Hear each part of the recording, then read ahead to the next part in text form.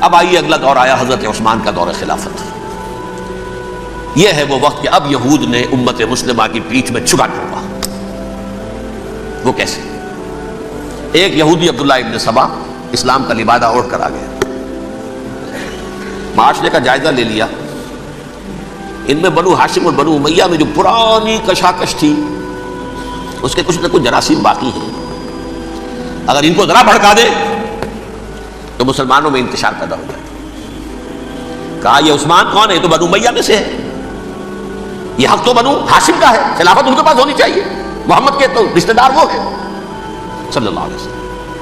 عوام الناس کے اندر بات پھیلنی شروع ہوئی. پھر ایک بڑی سازش کے انداز میں حضرت عثمان کے خلاف پروپیگنڈا, حضرت عثمان کے جو عاملین تھے, گورنر تھے, ان کے خلاف پروپیگنڈا, اور ایسی ہوشیاری کرتے تھے کہ کوفے میں کوفے کے حاکم کے خلاف کچھ نہیں کہنا, اجی مصر میں یہ ہو رہا ہے, اجی شام میں یہ ہو رہا ہے, اجی یہ جو عثمان ہے وہ یہ کر رہا ہے, یہ ظلم ہو رہا ہے, یہ لوٹ مار ہو رہی ہے, یہ خیانتیں ہو رہی ہیں. اب نہ تو اس زمانے میں مینز آف کمیونیکیشن, کیسے تصدیق کریں؟ افواہیں تو آپ آج کراچی کے اندر شروع ہو جائے تو پتہ نہیں چل سکتا کسی کو کہ کیا اس میں صداقت ہے کیا جھوٹ ہے. اور بری بات جو ہے فطرت انسانی کی کمزوری ہے, وہ فوراً قبول کرتا ہے. کسی کے بارے میں اچھی بات ماننے کو تیار نہیں ہوتا, لیکن بری بات تو فوراً تیار. بہرحال یہ فتنہ انہوں نے اٹھایا, حضرت علی کی الوہیت کا فتنہ اٹھایا, حضرت عثمان کے خلاف الفتنۃ الکبریٰ برپا کیا. حضرت عثمان شہید ہوئے.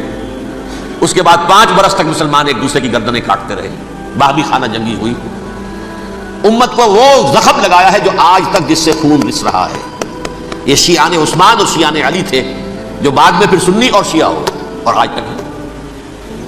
فتنہ کس نے جگایا؟ ایک عبداللہ ابن سبا یہودی اور اس کے کارندے, شیطان کا ایجنٹ, اور انسانوں میں سے بھی اس کے جو بھی حواریین تھے اور شیطانوں کے اندر سے بھی تھے, انہوں نے بھی اس آگ کو بھڑکایا. یہ آپ سوچ لیجئے کہ یہ کس نے وہ زخم لگایا؟ یہودی. اگلا دور آیا, خلافت راشدہ ختم ہوئی, بنو امیہ کا بھی دور کافی گزر گیا. طارق ابن زیاد 712 عیسوی میں حملہ کرتے ہیں اسپین پر.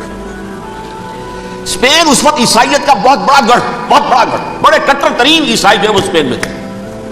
لہذا یہودیوں کی وہاں بہت پٹائی ہوتی تھی, بہت پٹائی ہوئی. میں بتا چکا ہوں, دشمنی تھی ان کی تو چلی آ رہی تھی عیسائیوں کے ہاتھوں یہودیوں کی. وہ تو سن 300 عیسوی سے ایمپرر کانسٹنٹائن کے بعد سے شروع ہو گئی تھی. اس حوالے سے یہودیوں نے اس وقت چالاکی یہ برتی, کچھ راستے واسطے بتائے, کچھ مدد کی طارق ابن زیاد کی. طارق ابن زیاد نے انہیں اپنا محسن سمجھا, ہسپانیہ فتح ہو گیا تو یہودی چونکہ محسنین کی فہرست میں آ چکے تھے, انہیں بہت اقتدار نصیب ہوا, بڑی سپورٹ مسلمانوں نے دی. ان کے بڑے بڑے علماء جو اسی دور کے اندر پیدا ہوئے, بڑے بڑے تھنکرز ان کے اسی دور میں پیدا ہوئے. بن گوریون جو کہ ایک وزیر اعظم تھا اسرائیل کا, اس نے یہ لکھا اپنی کتاب میں, Muslim Spain was the golden era of اور ڈائسپورا. وہ ڈائسپورا جو 70 عیسوی سے شروع ہوا تھا اور 1917 عیسوی تک جاری رہا ہے, اس میں سے گولڈن ایرا ہمارا جو تھا وہ مسلم اسپین تھا. ہسپانیہ میں بیٹھ کر ہم نے عیش کیے. لیکن وہاں سے انہوں نے اور جو کچھ کیا, یہ تو داستان کے تو بہت سے گوشے ہیں, لیکن میں جس اسٹریٹ لائن میں چل رہا ہوں اس کے اعتبار سے ایک بات سمجھ لیجیے. وہاں بیٹھ کر انہوں نے اب عیسائیت کی پیٹھ میں چھڑا گھوما, پروٹیسٹنٹ مذہب پیدا کیا, تقسیم کر دیا. جیسے شیعہ سنی کی تقسیم عبداللہ ابن سبا, رومن کیتھولک اور پروٹیسٹنٹ کی تقسیم یہودی علماء. ہوتا کیا تھا, ہسپانیہ کی یونیورسٹیاں ہیں, کارڈووا میں ہے, ٹولیڈو میں ہے, گریناڈا میں ہے, غرناطہ, قرطبہ, تولیتلا, اور وہاں آتے تھے لوگ. فرانس سے چلے آ رہے ہیں نوجوان پڑھنے کے لیے, جرمنی سے چلے آ رہے ہیں, اٹلی سے چلے آ رہے ہیں. 3 ہی ملک قریب ترین پڑھتے ہیں سینٹرل جو یورپ کے ہیں. یہاں پر جو ہے وہ اسلام جو نور پھیلا رہا تھا اس سے بھی مستفیض ہوئے. جہالت کے جو ہے پردے ان کے وہ چھٹے. اس کے ساتھ ہی وہ یہودی وہاں ان کے اندر جو جراثیم داخل کر رہے تھے وہ اس عیسائیت کے خلاف بغاوت تھی جو اس وقت دنیا میں عیسائیت اس وقت تھی. پوپ کا راج تھا دنیا میں اس وقت. یورپ میں جو عیسائیت تھی اس میں ایک طرف بادشاہ تھے, لیکن بادشاہوں کی حیثیت وہاں پر یوں سمجھ لیجئے کٹ پتلیوں کی تھی. اصل قوت پوپ کے ہاتھ میں تھی. اور پوپ کو انہوں نے جیسے قرآن نے کہا اتخذوا احبارهم ورهبانهم اربابا من دون اللہ, کیونکہ سینٹ پال نے شریعت موسوی ساقط کر دی تھی تو اب شریعت تھی ہی نہیں. پوپ کو اختیار تھا جس چیز کو چاہے حلال قرار دے دے, جس چیز کو چاہے حرام قرار دے دے. اتخذوا احبارهم ورهبانهم اربابا من دون اللہ. انہوں نے کہا صاحب یہ پوپ کس بلا کا نام ہے, یہ بھی انسان ہے. بات تو ٹھیک تھی نا, اصل حیثیت تو کتاب کی ہونی چاہیے, ڈیوائن بک. دی ریویلڈ اسکرپچر. لہذا یہ کتاب ہر شخص پڑھ سکتا ہے. پوپ کے باپ کو جو ہے کوئی اس کے لیے پروپرائٹری رائٹس تو نہیں ہے کہ صرف پوپ پڑھ سکتا ہے یا پادری پڑھ سکتے ہیں. ہم بھی پڑھ سکتے ہیں, ہم بھی سمجھ سکتے ہیں. یہ باتیں تھی کہ جن کو بڑھا چڑھا کر بیان کر کے اور پوپ کا اقتدار ختم کرا دیا اور توجہ مرکوز کر دی بائبل کی طرف. اب بائبل میں بڑا حصہ تو اولڈ ٹیسٹامنٹ کا ہے. نتیجہ کیا ہوا؟ یہود کی عظمت پروٹیسٹنٹس کے نزدیک مسلم ہو گئی. اصل قوم تو یہ ہے. وہ دشمنی بدلی کہ نہیں بدلی؟ موسیٰ کے امتی یہ ہے, تورات موسیٰ کو دی گئی, ابراہیم کی نسل یہ ہے. لہذا وہ جو دشمنی تھی, جو عداوت تھی, یہ ہمارے خدا کو سوری چڑھانے والے ہیں یہ بدماش, اس کا ازالہ ہوا اس پروٹیسٹنٹ مذہب کے نتیجے میں. یہ میں اب آپ کو بتاتا ہوں کہ ایک نتیجہ وہ نکلا ہے جسے برٹرنڈ رسل نے بیان کیا ہے. اس کی کتاب ہے ان پریز آف آئیڈلنس, صفحہ 108. وہ لکھتا ہے the Christians retaining the Judaic belief in special revelation added to it the Roman desire for worldwide domination and the Greek taste for metaphysical subtleties. The combination produced the most fiercely persecuting religion that the world has yet known. یہ تین چیزیں آ کر عیسائیت میں مل گئی. ایک تو جب یہ اولڈ ٹیسٹمنٹ جو ہے وہ ان کے ہاتھ میں آ گئی, اور اس کے میں کچھ آپ کو بتا دیتا ہوں کہ اولڈ ٹیسٹمنٹ کی تعلیمات, کیونکہ یہ اولڈ ٹیسٹمنٹ جو ہے یہ محرف تھی. اصل تورات تو گم ہو گئی تھی 587 قبل مسیح میں, جب پہلی مرتبہ ہیکل جو ہے تباہ ہوا ہے اس کو ختم ہو گئی تھی. اس کے کوئی 150 سال کے بعد انہوں نے یادداشتوں سے مرتب کر کے لکھی ہے.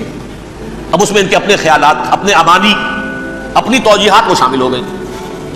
لہذا میں آپ کو حوالے دیتا ہوں اس کتاب کے اندر مظالم کی جو تعلیم دی گئی ہے. اہل کتاب نے اپنے مظالم قتل عام کے جواز کے لیے تورات میں تبدیلیاں کی اور پیغمبروں پر دہشت ناکی اور بدترین حرام کاری کے الزامات لگائے. سنیے, پہلا حوالہ ہے یہ گنتی باب 31 آیات 17-18. اس لیے ان بچوں میں جتنے لڑکے ہیں سب کو مار ڈالو, اور جتنی عورتیں مرد کا منہ دیکھ چکی ہیں ان کو بھی قتل کر ڈالو, لیکن ان لڑکیوں کو جو مرد سے واقف نہیں اور اچھوتی ہیں اپنے لیے زندہ رکھو. یہ کسی اللہ کی کتاب کا یہ جملہ ہو سکتا ہے؟ کسی ریویلڈ بک کا؟ اور سنیے, یہ ہے استثناء ڈیوٹرانومی باب 20 آیت 16-18. پر ان قوموں کے شہروں میں جن کو خداوند تیرا خدا میراث کے طور پر تجھ کو دیتا ہے, کسی ذی نفس کو جیتا نہ بچا رکھنا, جیسا خداوند تیرے خدا نے تجھ کو حکم دیا بالکل نیست کر دینا. مرد, عورتیں, بچے, بوڑھے سب ختم. یہ کتاب مقدس ہے. اور سنیے, سموئیل باب 27 آیت نمبر 9. اور داؤد نے اس سرزمین کو تباہ کر ڈالا اور عورت مرد کسی کو جیتا نہ چھوڑا. نمبر 4, ان سب آباد شہروں کو ماں, عورتوں اور بچوں کے بالکل نابود کر ڈالا. کتاب استثناء باب 3 آیت 6. یہ ہے جو کہہ رہا ہے برٹرنڈ رسل. کرسچینٹی میں آ کر یہ تین چیزیں شامل ہو گئی. ایک تو یہ باربیرین یہ تعلیم جو ہے, اور یہ مذہب کے نام پہ تعلیم, یہ کتاب مقدس کی تعلیم. نمبر 2, رومنز کے اندر جو ایک تمنا تھی ورلڈ ڈومینیشن کی, وہ عیسائیت کے اندر آ گئی. اس لیے پوری رومن امپائر جو ہے عیسائی ہو گئی, تو اسے وراثت کے اندر ورلڈ ڈومینیشن کی جو ایک تمنا تھی وہ مل گئی. اور پھر یہ کہ انہوں نے جو توہمات تھے یونانیوں کے ان کو بھی اپنے ہاں مختلف شکلوں کے اندر جمع کر لیا. ان تین چیزوں کا the combination produced the most fiercely persecuting religion that the world has yet known. اس کے نتیجے میں دنیا میں تاریخ انسانیت کے اندر جو بدترین خوخار ترین مذہب ہو سکتا ہے وہ شکل عیسائیت نے اختیار کی. اور اس کا مظہر عتم کیا تھا نوٹ کیجیے, صلیبی جنگیں.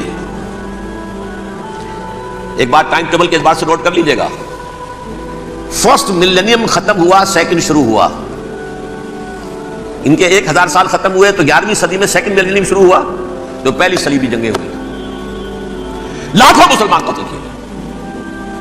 صرف یروشلم کے اندر اتنا خون بہایا ہے کہ خود ان کے ہسٹورینز لکھتے ہیں کہ جب ان صلیبیوں نے جب گھوڑوں کے ساتھ وہ چل رہے تھے گلیوں میں, تو ان کے گھوڑوں کے گھٹنوں تک خون کی ندی بہ رہی تھی.